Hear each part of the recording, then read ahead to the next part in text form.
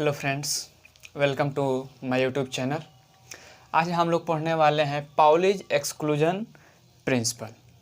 तो Pauli's exclusion principle पढ़ने से पहले सबसे पहले हम लोग जान लेंगे कि इसकी आवश्यकता क्यों पड़ी। तो सबसे पहले ये जानेंगे कि पाउलीज एक्सक्लूजन प्रिंसिपल जो है कैसे वैलिड हुआ, यानी जब मल्टी इलेक्ट्रॉन्स एटम पर यह वैलिड होता है। मल्टी इलेक्ट्रॉन्स एटम कहने का मतलब जिसमें एक से अधिक इलेक्ट्रॉन हो, और वैसे मल्टी इलेक्ट्रॉन्स एटम जिसमें इलेक्ट्रॉन का डिफरेंस एक था। तो यह देखा गया कि वैसे मल्टी इलेक्ट्रॉन्स एटम जिसमें इलेक्ट्रॉन का डिफरेंस एक होने पर उनके केमिकल बिहेवियर में बहुत ही बड़ा चेंज आ रहा था। जैसे देखिए यहाँ पे हम 3 एटम ले रहे हैं, फ्लोरीन, नियॉन और सोडियम। इस सब का एटॉमिक नंबर, इसका एटॉमिक नंबर 9 होता है, इसका एटॉमिक नंबर 10 होता है और इसका एटॉमिक नंबर 11 होता है। इसके एटॉमिक नंबर में एक एक का अंतर है, यानी इसमें इलेक्ट्रॉनों की संख्या का एक अंतर है। इस दोनों के बीच में एक इलेक्ट्रॉन का अंतर है और इसमें भी एक इलेक्ट्रॉन का अंतर है। तो एक इलेक्ट्रॉन का डिफरेंस होने के कारण इनके केमिकल बिहेवियर में बहुत ही बड़ा चेंज देखा गया। एक इलेक्ट्रॉन के डिफरेंस होने के कारण इनके केमिकल बिहेवियर में बहुत ही बड़ा डिफरेंस देखा गया। जैसे अभी हम लोग देख सकते हैं यहाँ पे क्या है, नियॉन है, किस ग्रुप का एक एलिमेंट्स है। तो इसका अगर हम इलेक्ट्रॉनिक कॉन्फ़िगरेशन लिखेंगे तो 1s2 2s2 और 2p6, यानी यह p ब्लॉक का सबसे लास्ट यानी इनर्ट गैस है। यह क्या इनर्ट गैस। एक इलेक्ट्रॉन की कमी होने के कारण देखिए इसके केमिकल बिहेवियर में क्या चेंज हो रहा है कि यह इनर्ट गैस हो जा रहा है, यानी यह रिएक्शन ही नहीं करेगा, बाकी ये सब रिएक्शन करेगा। तो इसी केमिकल बिहेवियर में जो इसका चेंज आ रहा था, तो अब हम जानते हैं जब हम इसका इलेक्ट्रॉनिक कॉन्फ़िगरेशन लिखेंगे तो हर एक स्टेट में इलेक्ट्रॉन का इक्वल मतलब क्या होता है, बटा हुआ रहता है। तो जब हम इसका इलेक्ट्रॉनिक कॉन्फ़िगरेशन लिखते हैं तो प्रत्येक इलेक्ट्रॉन एटम में जो प्रत्येक इलेक्ट्रॉन होता है सेम क्वांटम स्टेट नहीं ऑक्युपाई करता है, यानी एक ही स्टेट में 2 इलेक्ट्रॉन नहीं हो सकता है। अब जैसे मान लीजिए हम इसका इलेक्ट्रॉनिक कॉन्फ़िगरेशन लिख रहे हैं, इसी का लिख रहे हैं, तो इसका इलेक्ट्रॉनिक कॉन्फ़िगरेशन क्या लिखेंगे, 1s2 2s2 और 2p6। तो इसका इलेक्ट्रॉनिक कॉन्फ़िगरेशन यानी इसमें 2 इलेक्ट्रॉन, 2s में 2 इलेक्ट्रॉन और 2p6 में 3 इलेक्ट्रॉन्स। अब इसके लिए अगर हम घर बनाना चाहते हैं तब p के लिए कितना घर बनाते हैं, 3 घर बनाते हैं। ऐसे केमिस्ट्री में हम लोग पढ़े होंगे। तो इसमें इलेक्ट्रॉन रखने जाते हैं तो देखिए एक इलेक्ट्रॉन ऐसे रहता है, एक घर में 2 इलेक्ट्रॉन रहता है। अब देखिए यहाँ पे भी एक इलेक्ट्रॉन है, यहाँ भी एक इलेक्ट्रॉन। क्या यह दोनों इलेक्ट्रॉन सेम है? नहीं है। या आप देखिए हम ऐसे जनरली लिख देते हैं कि एक में 2 इलेक्ट्रॉन होता है, लेकिन इसका कारण नहीं समझते हैं कि ये जो साइन है ये दोनों एक ही साइड में काहे नहीं देते हैं, एक ऊपर की तरफ और एक नीचे की तरफ क्यों देते हैं। तो इसका कारण यह है कि एक इलेक्ट्रॉन का होता है जो अपवार्ड का होता है, मोशन होता है, अपवार्ड स्पिन होता है, और एक का डाउनवार्ड होता है। यानी एक ही स्टेट में 2 इलेक्ट्रॉन है और दोनों ही सेम स्टेट में नहीं है, दोनों ही अलग अलग स्टेट में होता है। इसी तरह इसका भी हो जाता है। 2p के लिए अगर बनाने जाएंगे 2s2 के लिए, तो s में कितना होता है, एक घर बनता है और इसमें 2 इलेक्ट्रॉन रहता है। तो एक का अपवार्ड होता है और एक डाउनवार्ड मोशन होता है, स्पिन होता है, यानी सेम स्टेट में इलेक्ट्रॉन नहीं रह रहा है।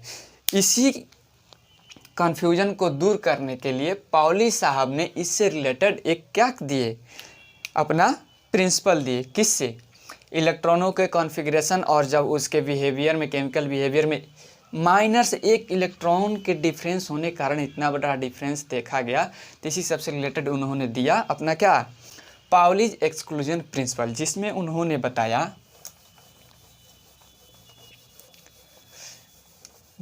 बताया कि the number of in any multi electrons atom, कोई भी मल्टी इलेक्ट्रॉन्स एटम ले लेंगे जिसमें एक से अधिक इलेक्ट्रॉन होगा, in any multi electron atoms to electron cannot exist in same quantum number. जैसे अभी हम लोग देखे थे, दो इलेक्ट्रॉन सेम क्वांटम स्टेट में एग्जिस्ट नहीं कर रहा था, एक क्या होता अपवर्ड स्पिन था और एक डाउनवर्ड था। यानी इसका स्टेटमेंट अगर हम लोग लिखेंगे, क्या स्टेटमेंट तो क्या दिए थे, पाउली साहब का स्टेटमेंट क्या था कि in any quantum number, sorry in any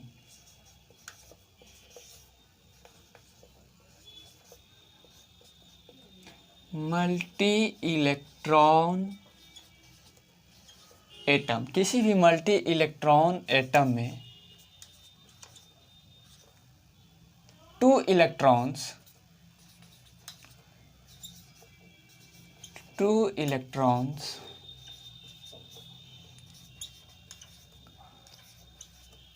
cannot exist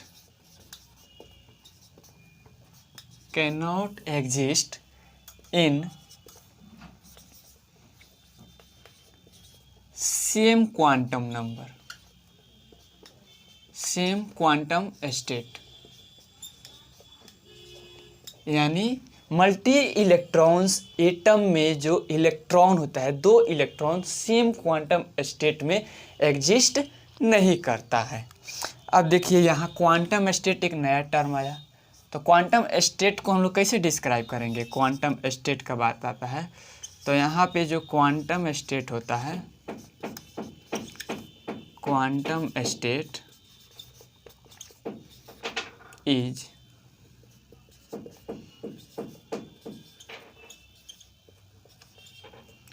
described by quantum number,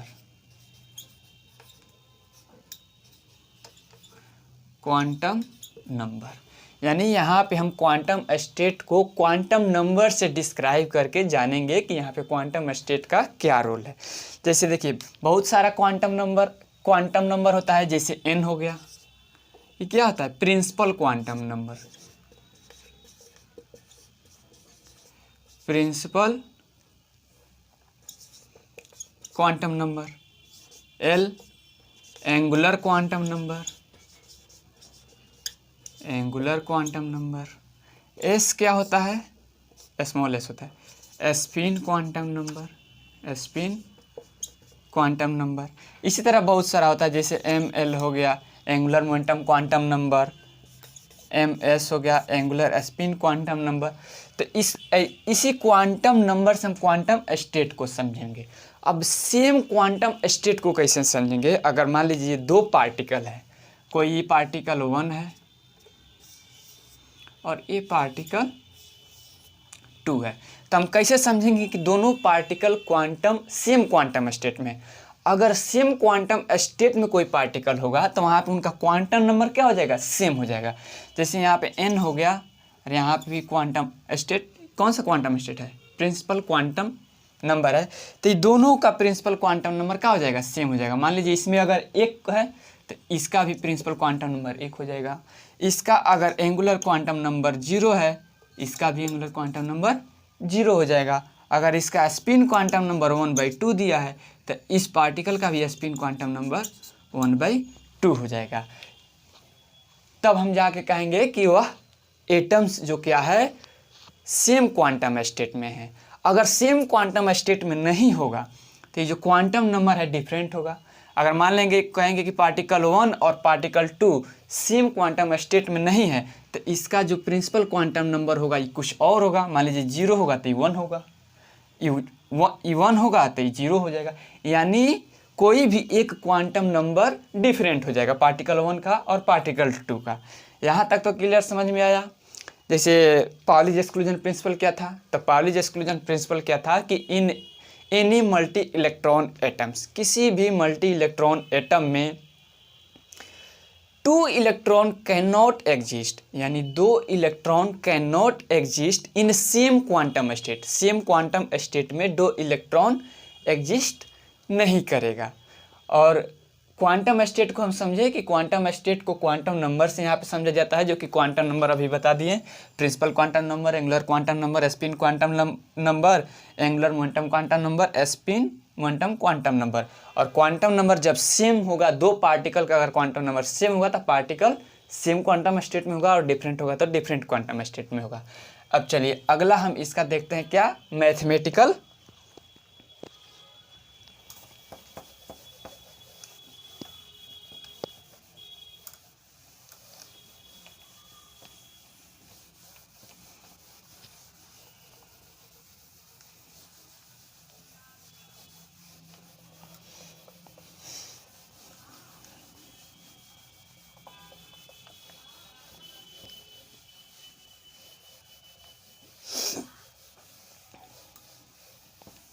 अब हमको करना है क्या,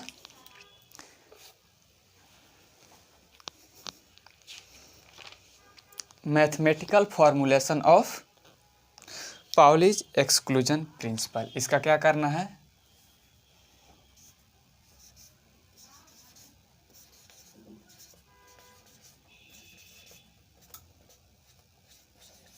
mathematical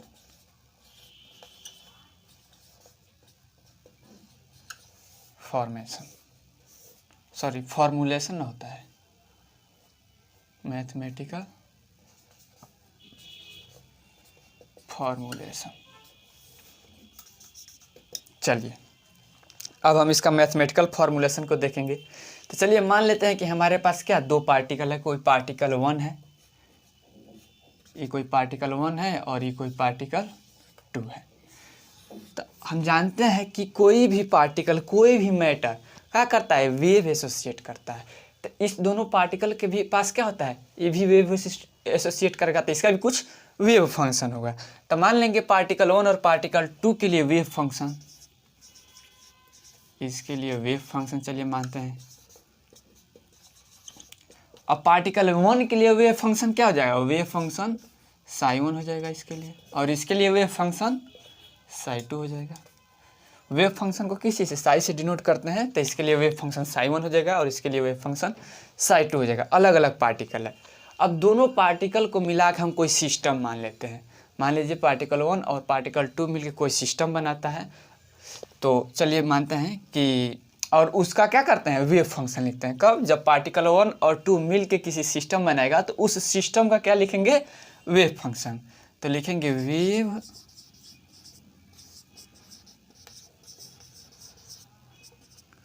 function of system SY system of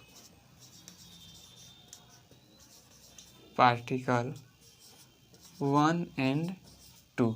दो पार्टिकल 1 और 2 के मिलने से जो सिस्टम बना, तो उसका वेव फंक्शन क्या हो जाएगा, Sai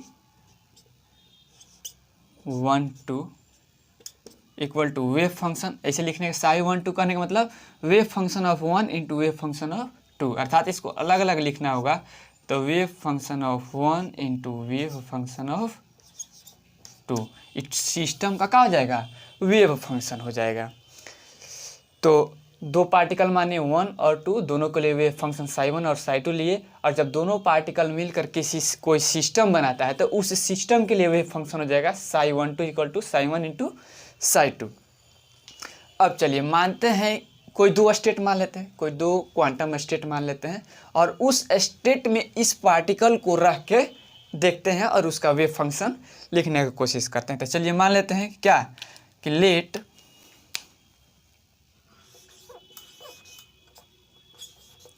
A and B be two quantum mechanical state. A और बी को टू क्वांटम मैकेनिकल स्टेट मान लिए। अब देखेंगे कि स्टेट ए में पार्टिकल 1 का वेव फंक्शन क्या है, स्टेट बी में पार्टिकल बी का वेव फंक्शन क्या है। चलिए मानते हैं if particle particle 1 is in state A, यानी अगर पार्टिकल 1 ए स्टेट में है and particle B and particle 2 is in state B और पार्टिकल 2 स्टेट बी में है, तो इसके लिए हम क्या लिखेंगे, वेव फंक्शन। तब टोटल सिस्टम के लिए अब मान लेंगे पार्टिकल 1 किसी ए स्टेट में है और पार्टिकल बी किसी दूसरे स्टेट में, और दोनों के मिल के जो सिस्टम बना है तो उस सिस्टम का वेव फंक्शन लिखेंगे। तो यहाँ पे वेव फंक्शन हो जाएगा साई 1 2, यानी ये तो सिस्टम का वेव फंक्शन हो गया। और ए बी लिखने का मतलब कि particle 1 is in quantum state A and particle 2 is in quantum state B. तो इसको हम ऐसे भी लिख सकते हैं कि wave function of particle 1 in quantum state A and wave function of particle 2 in quantum state B. अब देखिए, अगर पार्टिकल 1 स्टेट 1 में है और पार्टिकल 2 स्टेट बी में है तो सिस्टम का क्वांटम स्टेट क्या हो जाएगा, साई ए, यानी फर्स्ट पार्टिकल का wave function in state A और सेकंड पार्टिकल का wave function in state B. तो इसे हम क्या मान लेंगे, इसे मान लेंगे इक्वेशन 1 मान लेंगे और इसे इक्वेशन 2 मान लेते हैं। अब देखिए, अब पार्टिकल 1 को हम क्या करेंगे, स्टेट बी में रख देंगे और पार्टिकल 2 को स्टेट ए में रख देंगे और तब इसका वेव फंक्शन निकालेंगे। अब एक बार इसको पलट के देखेंगे। इफ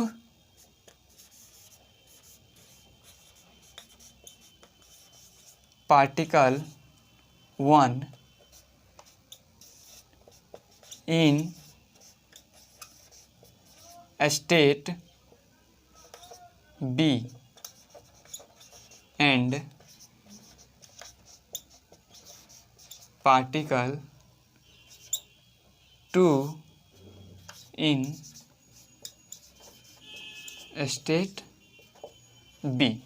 अब पार्टिकल 1 जो है स्टेट ए बी में है और पार्टिकल 2 को स्टेट ए में रखते हैं, तब सिस्टम का वेव फंक्शन क्या होगा।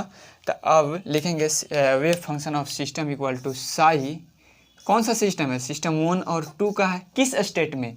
अब 1 जो है वो स्टेट बी में हो गया और 2 जो है वह स्टेट ए में हो गया। इस प्रकार से लिखेंगे wave function of particle 1 in state B and wave function of particle 2 in state A.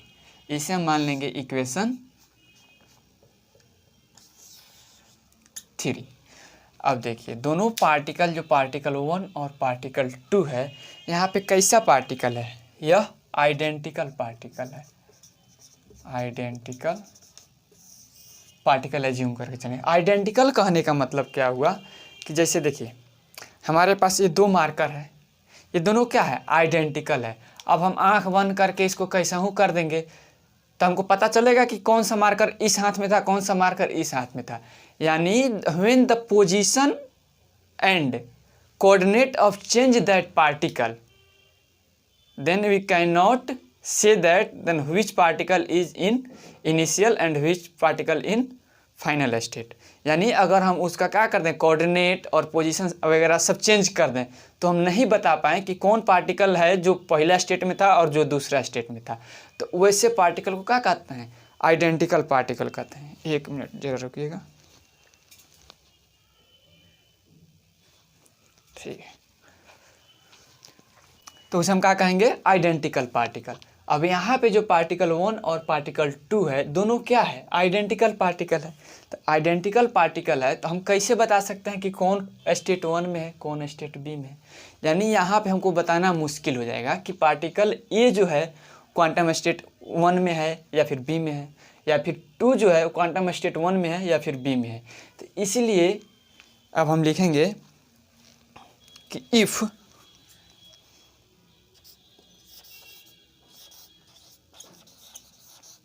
Particle 1 and 2 are identical. यदि पार्टिकल 1 and 2 आर आइडेंटिकल है, then wave function of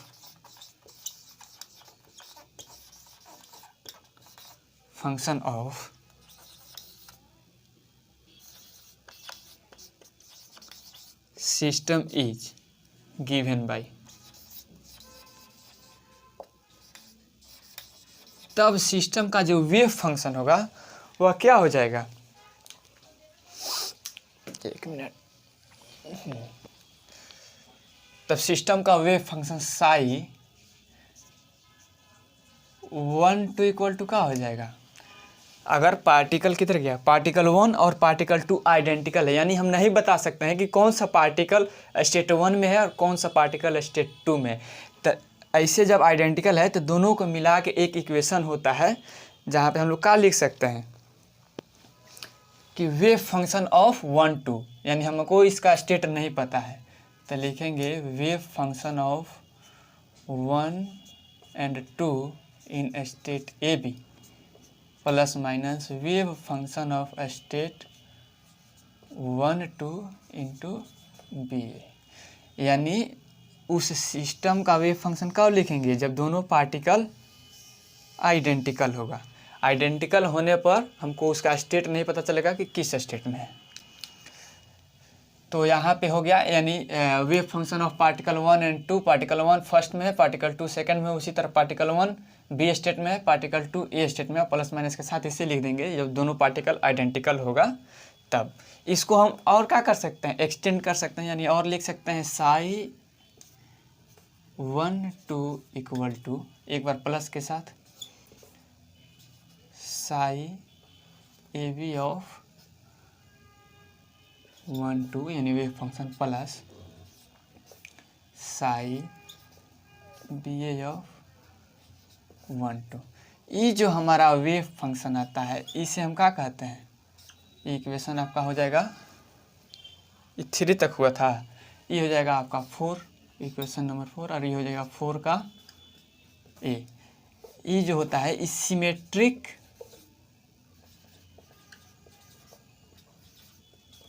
wave function आता है, सिमेट्रिक वेव फंक्शन होता है। और यह कैसे particle के लिए होता है, यह केवल बोसॉन्स पार्टिकल के लिए वैलिड होता है। बोसॉन्स पार्टिकल, बोसॉन्स पार्टिकल कहने का मतलब बोसॉन्स पार्टिकल में आता है अल्फा पार्टिकल, फोटॉन हो गया, ड्यूट्रॉन हो गया, ईटीसी ड्यूट्रॉन हो गया, आदि सब बोसॉन्स होते हैं। और बोसॉन्स का जो स्पिन होता है, spin quantum number bosons particle का 0 और 1 होता है। ये थोड़ा सा एक्स्ट्रा नॉलेज हो गया, हम लोग इसको ले लेंगे। अब एक बार प्लस के साथ लिख दिए तो ये वाला वेव फंक्शन जो सिमेट्रिक वेव फंक्शन है यह केवल बोसॉन्स पार्टिकल के लिए वैलिड होता है। अब दूसरा माइनस के साथ लिखेंगे तो माइनस के साथ क्या होगा, यानी wave function of 1 and 2 equal to psi 1 2 A B minus psi 1 2 B. ये जो वेव फंक्शन हमारा आएगा यह एंटी सिमेट्रिक वेव फंक्शन आएगा। कौन सा, इसे इक्वेशन मान लेंगे 4b। यह कौन सा होगा, anti symmetric, anti symmetric, anti symmetric wave function आएगा। और यह जो वेव फंक्शन होगा यह केवल फर्मियोन्स के लिए वैलिड होता है। यह वेव फंक्शन फर्मियोन्स के लिए वैलिड होता है, फर्मियोन्स के लिए वैलिड होता है। किसके लिए वैलिड होता है, फर्मियोन्स। फर्मियोन्स कहने का मतलब इलेक्ट्रॉन, प्रोटॉन, न्यूट्रॉन, इलेक्ट्रॉन पर माइनस चार्ज, प्रोटॉन पर प्लस चार्ज, ईटीसी ऐसे पार्टिकल के लिए वैलिड होता है। और इसका जो स्पिन होता है, स्पिन क्वांटम नंबर इस पार्टिकल का क्या होता है +-1/2, यानी 1/2 और -1/2 फर्मियोन्स के लिए स्पिन क्वांटम नंबर होता है। तो यहाँ से देखिए, इधर मिटाएं हम, चलिए इधर मिटाते हैं, कहाँ रख दिए डस्टर, एक बार देख लीजिए, इधर मिटाते हैं आप।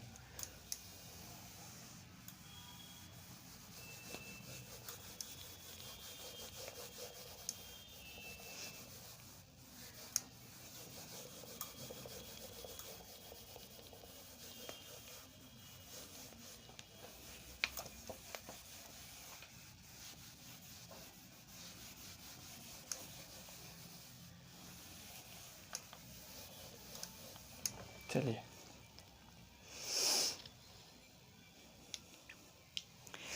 अब चलिए, अब मानते हैं if both particles 1 and 2 are in same state. यहाँ तक तो हम लोग उसको क्या कर दिए, स्टेट अलग अलग मान के चल रहे थे। अब उसको मान लेंगे कि अलग अलग स्टेट मानने पर हमको दो गो वेव इक्वेशन आया, यह बोसॉन्स के लिए आया और यह फर्मियोन्स के लिए आएगा। तो अब हम क्या करेंगे कि स्टेट जो अलग अलग माने थे, अब क्या करेंगे, उसको स्टेट सेम में रखेंगे, क्योंकि हमारा डेफिनेशन क्या था पाउलीज एक्सक्लूजन का, कि अगर दो इलेक्ट्रॉन सेम क्वांटम स्टेट में होगा, तो यहाँ पे तो हम अलग अलग क्वांटम स्टेट लिए थे। अब हमको उस डेफिनेशन को प्रूफ करना है तो सेम क्वांटम स्टेट में रखेंगे। तो एक बार इसको क्या करते हैं, सेम क्वांटम स्टेट में रखते हैं। तो इफ़ पार्टिकल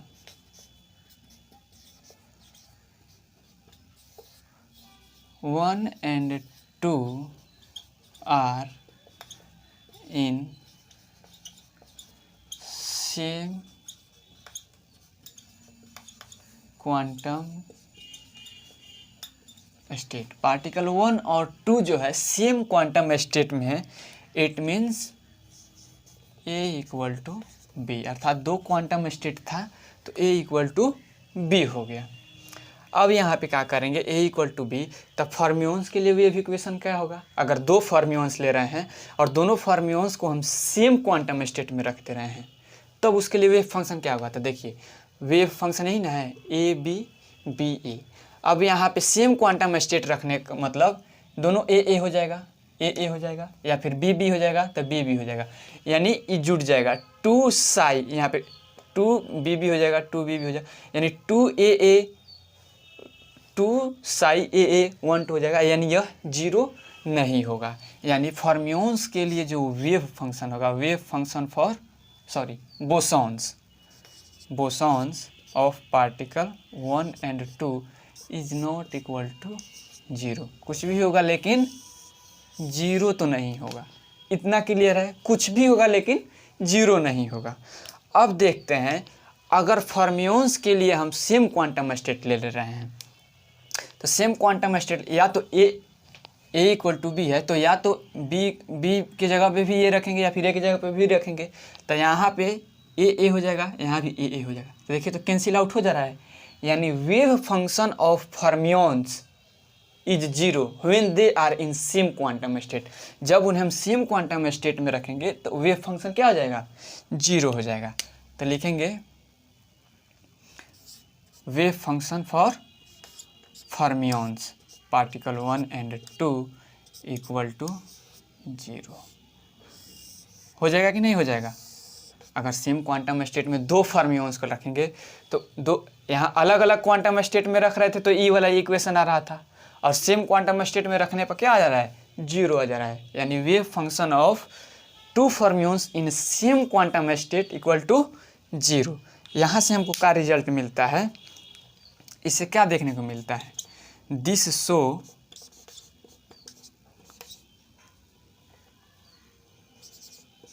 ये हमें क्या दिखाता है, ये हमें क्या दिखाता है, this show that two identical particle क्या था, fermions can not exist. This show two identical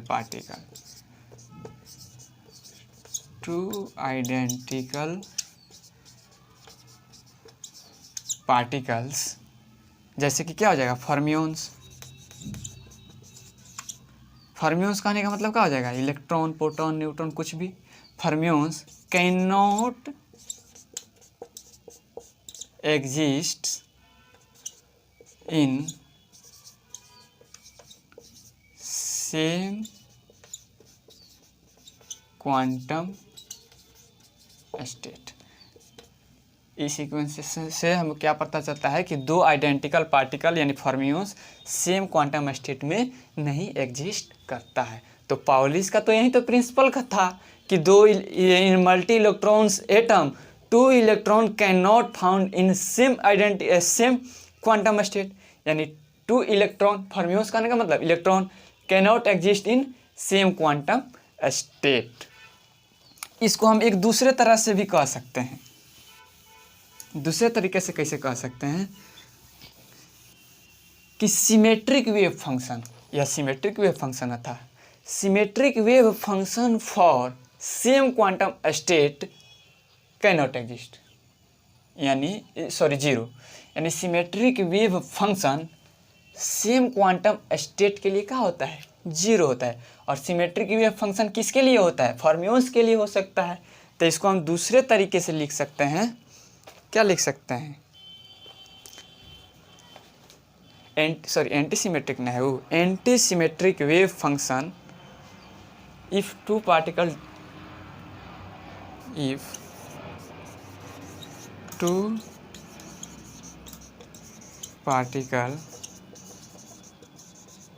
described by anti-symmetric wave function, अगर दो पार्टिकल को एंटी सिमेट्रिक वेव फंक्शन से हम डिस्क्राइब करते हैं तो they can not exist in same